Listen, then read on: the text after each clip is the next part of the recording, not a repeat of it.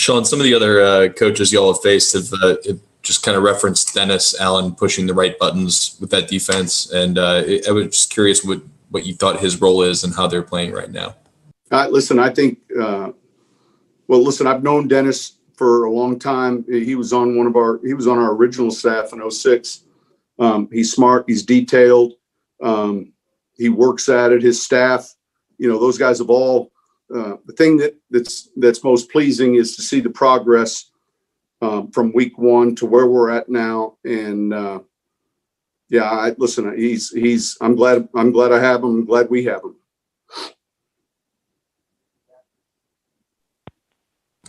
Coach, what challenges does Jalen Hurts pose for the Saints defense?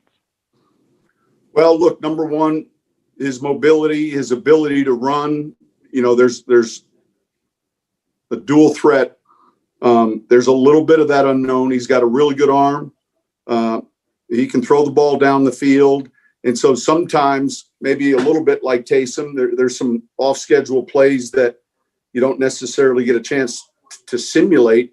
But if it breaks down and he's outside the pocket, he's someone that can beat you with his feet and his arm. So, I think those are the things that come to mind right away. Sean, run blocking for wide receivers isn't, I guess, necessarily like probably something they all like dream of doing, right, when they get in the NFL. Do you have to identify that trait in a guy like with Tre'Quan especially, and just seems like he just approaches that with some eagerness? Well, I think there's some carryover. Corners need to be able to tackle. Receivers need to be able to block. Certainly, there are better blocking receivers. With each team we play, there's certain receivers that are called upon to do more of the work, and yet it's hard to run the football at an explosive level if you're not at some point being able to block the safeties and the safety force patterns. So I think in our league, that's real important.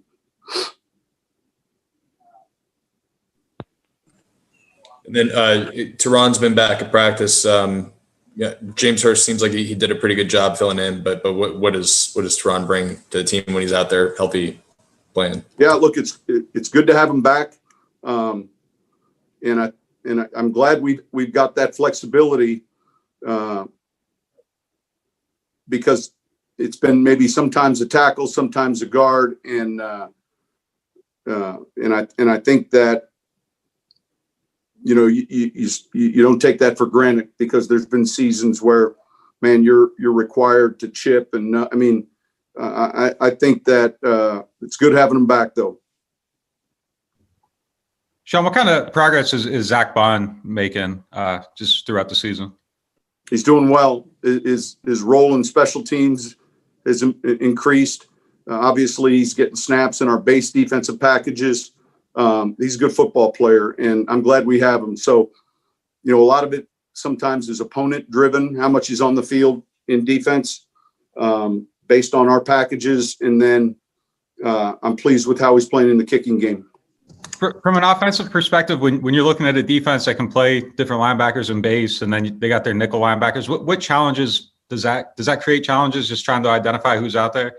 No, look, every week when we play, we see teams that have their base package, and let's just say that's 3 linebackers, and that's sometimes dictated but by what we're in.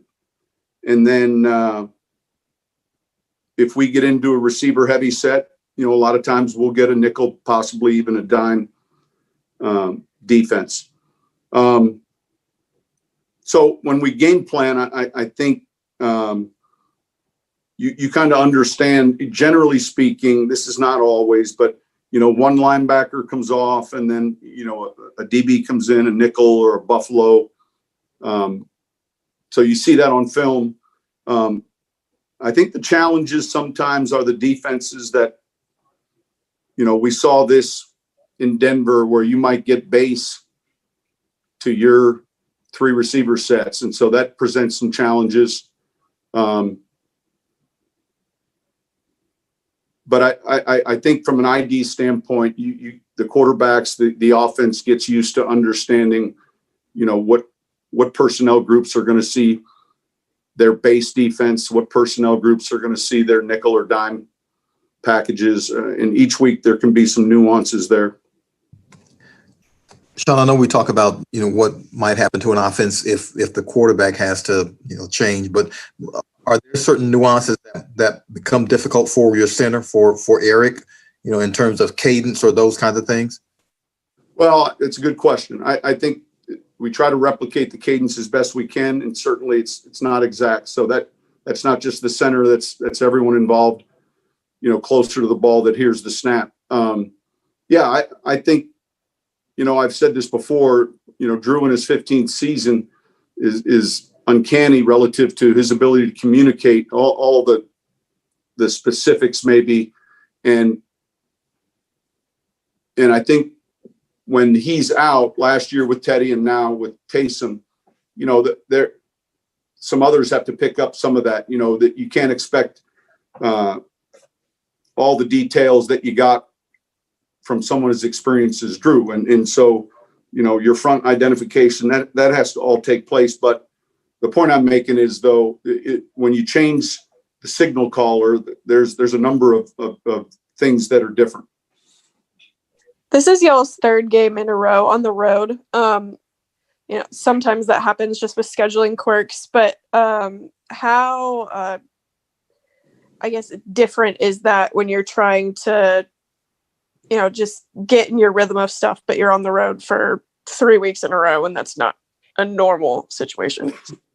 Yeah, I think, look, generally speaking, we've been on this recently, this Sunday, not an evening schedule. And so, we've had the 1 o'clock or 12 noon slot, maybe the afternoon, this weekend, it'll be the second set of games.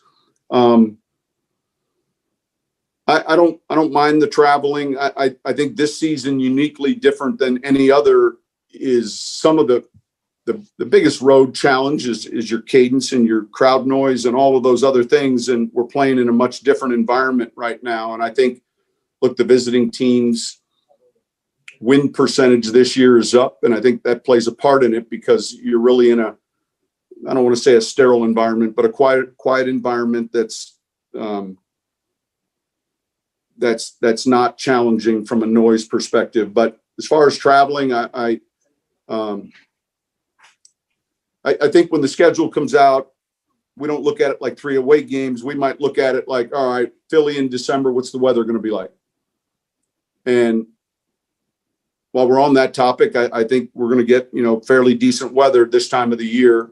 I think that's how we look at it a little bit more than just 3 away games. You kind of look at when you're playing someone. And then the other thing is, you really can't have any control over that. And so you just look, obviously if we're playing 3 on the road in a row, then we're getting that back somehow, at home. So it kind of is what it is.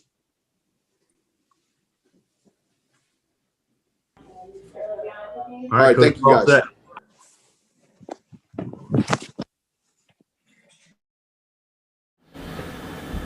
All right, everybody, we can go ahead and put questions in the chat. Nick Underhill will have the first question here for Toronto. Nick Underhill will have the first question. So the most pressing matter, did you hold your album to drop? The most pressing matter, did you hold your album to drop against Cuddy? And sources say you got beef. Just what's your comment on that with Cuddy? No, I wasn't looking at any outside competition. I was more so just thinking about my fan base and my team. So we just dropped today. How's it feel to finally have it out? It's great. It's been done for a long time, man, but it's just a lot of logistics and business that goes into music that I honestly had no idea about. So that's what's been a hold up, but it's great to finally have it out. Next one's from Amy Jess. Yeah, how are you feeling? Missing 2 weeks is, hard regardless of the reason, but how you feeling? You feel 100% now? I'm good. Excited to be back. It's great to be back to work around the guys, back playing football. This last 2 weeks I wasn't able to do anything, so just sitting in the house, didn't see sunlight for 2 weeks. So it was a rough little stretch, but extremely excited to get back and looking forward to this trip tomorrow. Next one's from Luke Johnson. Ron, I know you've said in the past, man, that like you just really want to play a 16-game season. Yeah, how frustrating was it this year that you've been healthy and haven't had to miss any time, but then this is what you had to miss this game for. Yeah, that sucked. Initially, that was a thought, but I mean, what could I do? And completely out of my control. And then that's been pretty much the trail of the story of the season. It's been things coming up, and we've done a great job as a team. Saints done a great job as an organization of making adjustments and finding ways to get the job done week after week. Next one's from Amos Morano. Hey, you mentioned guys being able to step up and fill in different roles. Do you see that depth that you guys have built related to the culture you guys have as a team in any way? Yeah. And I always say, a great job to the guys upstairs. The front office bringing in the right pieces, not just the talent, but the character, the way a guy goes about his business, the importance of being a part of a team and a family. I think that has a direct correlation on performance on the field. We got a group that don't want to let each other down, and we still have bad plays, but we just try our best not to string bad plays along, because you want to be there for your brother. Next one from Catherine Terrell. Hey, Tre'Quan, everyone's experiences with COVID have been so vastly different. How long did you feel that? Did it compare at all to when you were sick last year? No, it was nothing like what I was going through last year but it was different because the day I tested positive, I was pissed. I felt normal. I'm ready to get on the plane and go to Denver. And then probably like that Monday, so that was a Saturday, probably like Monday, symptoms started to kick in, and I just was extremely exhausted. Like my body was drained, just tired. Never got a fever or anything. A few more days later, lost my taste and smell, which is weird and kind of torture for a big guy. So still dealing with that, the smell and taste thing. But no, it was nothing like what I dealt with last year. Next one's from Rod Walker. Hey, Tre'Quan, going back to your album, man. I know you got the song in there, Super Bowl, and you give a shout out to a lot of your teammates. What was kind of their reaction to that song? They love it. I got a couple guys was like, where my name dropped at, but it's just all experience from Super Bowl weekend last year. Going down there for Man of the Year, and then seeing Mark Ingram and Lamar Jackson winning the MVP, Mike T winning Offensive Player of the Year. Walking in with Cam J talking. So it just was our experiences from last year in Miami. Next one from Amy Just. Yeah, follow up to Kat's question. Obviously, you said you were still dealing with the loss of smell and taste, but when did you start feeling normal again? It took some days. Probably 4 or 5 days of symptoms, and then like I said, it was never crazy. Never just was crazy. I just was like, my body just was real drained and weak. But I didn't get the fever. I wasn't coughing, sneezing, all those things. But yeah, like Catherine said, the symptoms vary from who you talk to, and I've talked to so many different people that has had COVID or know somebody that have, and it's just like no two stories the same. It's everyone symptoms vary, and it's pretty. It's a very unique virus for sure. We're all set. Thanks, Ron. Thank you.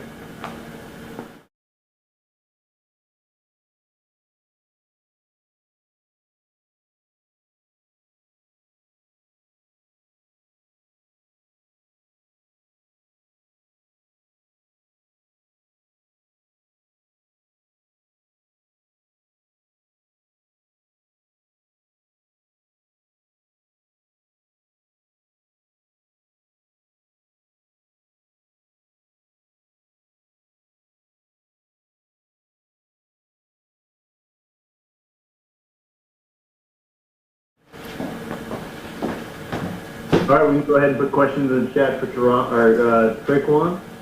Who wants to be first? John DeShay, you want to lead us off? Or Amy Gus, there you go. Amy, take it away. I was on mute, I'm sorry. Tre'Quan, how's everything going? Tre'Quan, I think one of the things that people have been speaking about is your ability to block downfield and your willingness to do so. Is that something that you've always maintained, or is that something you kind of refined once you got into the NFL? No, it's something, you know, that I always, you know, harped on about just for myself. And then, you know, especially in college, you know, my coach talked about it a lot. It's like no block, no rock. And then, you know, I never want to be that guy who let his man make the tackle. So I take a lot of pride in my blocking. Amy Gus? Yeah, with your run blocking, I know you had the lead block on Alvin's touchdown last week. How much pride do you take in that, just knowing that you can be the guy for someone to get there?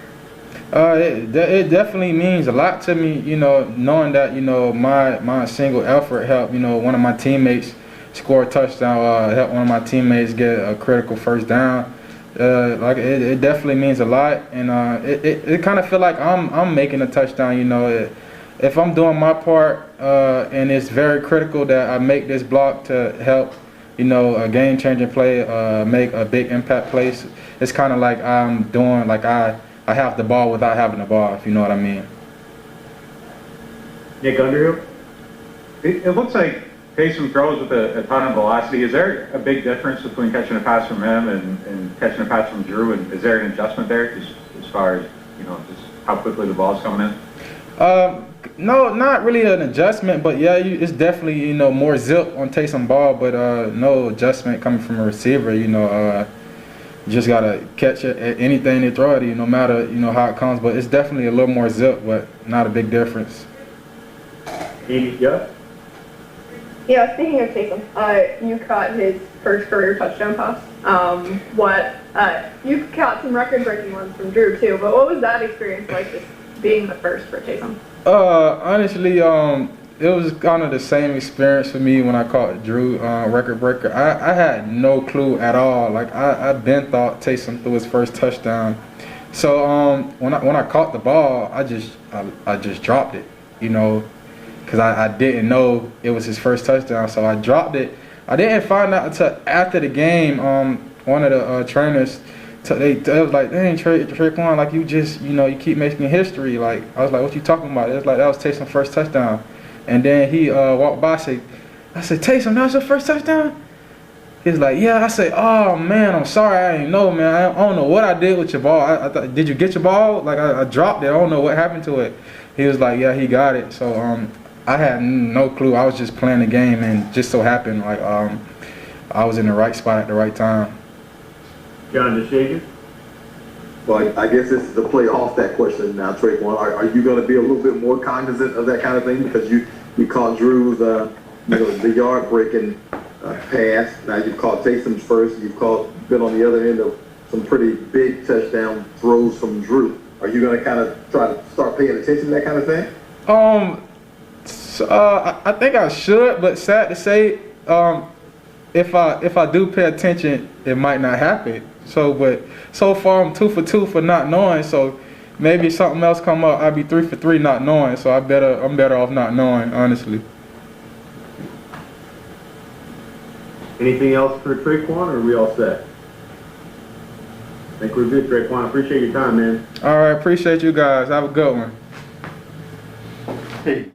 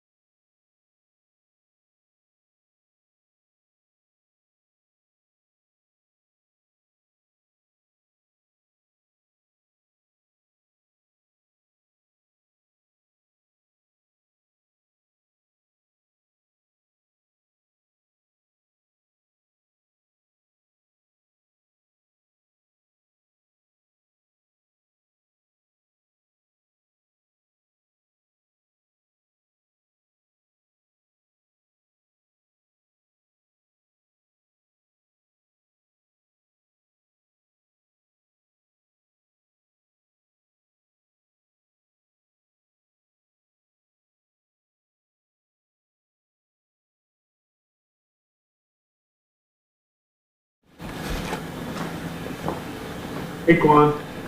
How you doing? We're out. I'm school best, son. Hey, was muted. But I wanted to ask you, since you've been here, it looks like you and Demario Davis have kind of really built some good chemistry. What kind of went into that, and how do you, I guess, just think that happened? Just ball players, man. We feed off each other. He been teaching me a lot. I've been helping on my game a lot. He's been taking off, man. I just been in tune with it. We always trying to be the best we can be, to push each other, and that's what we're doing. And then since you've gotten here, it seems like you've brought a lot of energy. You've really been able to be yourself in terms of the way you play.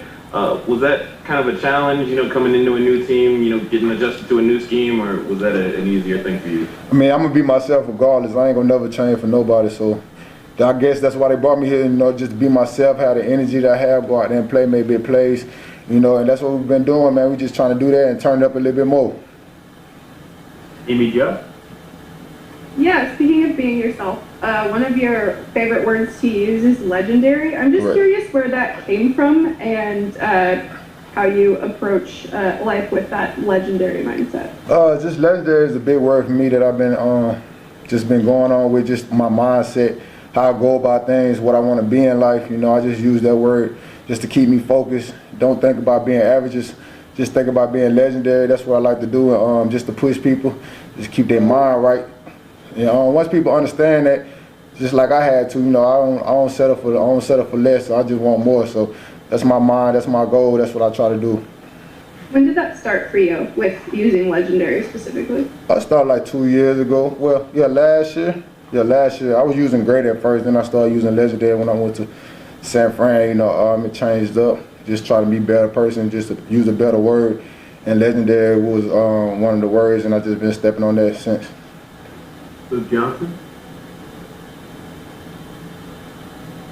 Hey, Kwon, what do you think of Dennis Allen's coaching style? And I'm curious if you can see anything that he's doing that's kind of allowing y'all to play the defense y'all are playing right now. He's a player coach, man. He knows exactly what he's out there doing, what he calling. We just execute well with him. Whatever he call, we're going to go out there and play our best, and execute, get the ball, to try to help him be the best he can be in so we can be the best we can be. Catherine Terrell? With so many things being virtual now, meetings and all of that, do you feel like you had to work harder in the last month to get to know your teammates than you normally would?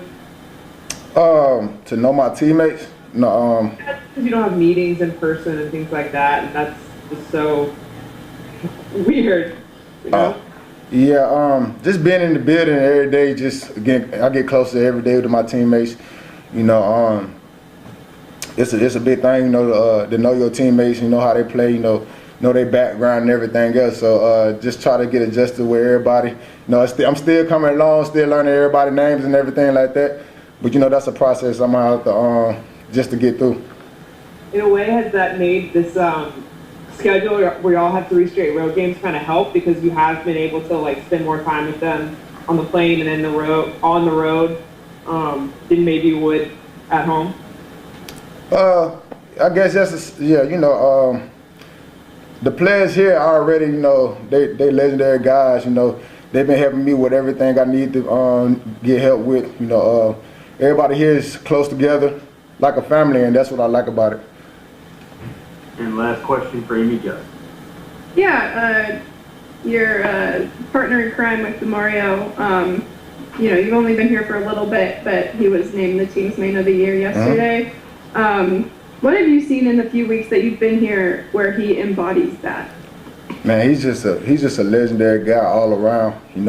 Like I said, he's been helping me with a lot. I like how he carries himself like a man.